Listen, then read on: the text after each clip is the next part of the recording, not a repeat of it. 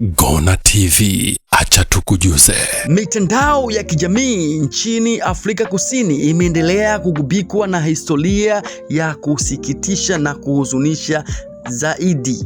Hii imetokea pale ambapo mama wa miaka 31 aliyetambuliwa kwa jina la Sinekhala Khoza, raia wa Afrika Kusini, mji wa KwaZulu Natal, ambaye ametokewa na hali ya kuzeeka ghafla na kuacha watu wengi wakiendelea kushangaa nini kimemkumba hasa. Kama mnaweza kuona kwenye picha hapo, huku akiwa kushoto akiwa bado yupo kijana, lakini katika miaka hiyo 31 basi hali ya uzee ikamkumba ghafla. Kumekuwa na sababu kadha wa kadha, wengine wakisema labda ni matumizi mabaya ya vipodozi, lakini mwenyewe naye akisema au akihisi labda kwa kuwa alitembea na mzungu, raia wa kizungu, basi huenda labda ndo hali imemtokea, labda kuna vitu amefanywa na ule mzungu. Lakini tumekwenda mbali zaidi, madaktari kuweza kutoa sintofahamu ambayo imegubika watu wengi.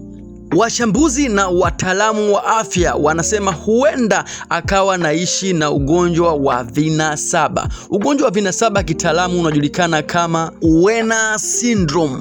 Werner syndrome ni ugonjwa nadra sana kutokea kwa mtu. Ni ugonjwa ambao dalili zake unasababisha mtu kuweza kuzeeka ghafla. Yaweza kuwa miaka yako ni midogo, lakini ukajikuta ghafla ngozi yako inaanza kuzeeka zaidi. Si ngozi tu, kuwa na uchovu mkubwa, matatizo ya macho, kisukari, mifupa kuwa dhaifu na dalili nyingine kadha wa kadha, ikiwemo ugonjwa wa moyo pamoja na saratani. Mara nyingi ugonjwa huu hauonekani kwa mapema zaidi, ila kuanzia miaka 27 na kuendelea ndipo dalili zake zinaanza kujionyesha. Hivyo inaweza kuwa una ugonjwa huu, lakini si rahisi kujitambua mpaka pale dalili zinapojionyesha dhahiri, kama ilivyotokea kwa huyu raia wa Afrika Kusini. Hivi sasa raia huyu anaendelea kupata matibabu kutoka kwa wataalamu mbalimbali, lakini pia anapata matibabu ya ngozi pia kuweza kumweka sawa. Lakini jambo la kufurahisha, japokuwa yupo katika majonzi na huzuni, mume wake bado yupo naye sambamba, ama sako kwa bako. Je, ingekuwa wewe ungeweza kubaki na mpenzi wako ikiwa umekumbwa na hali hii kwa ghafla zaidi? Tupe maoni yako kwenye comment section. Hii ni Gona TV.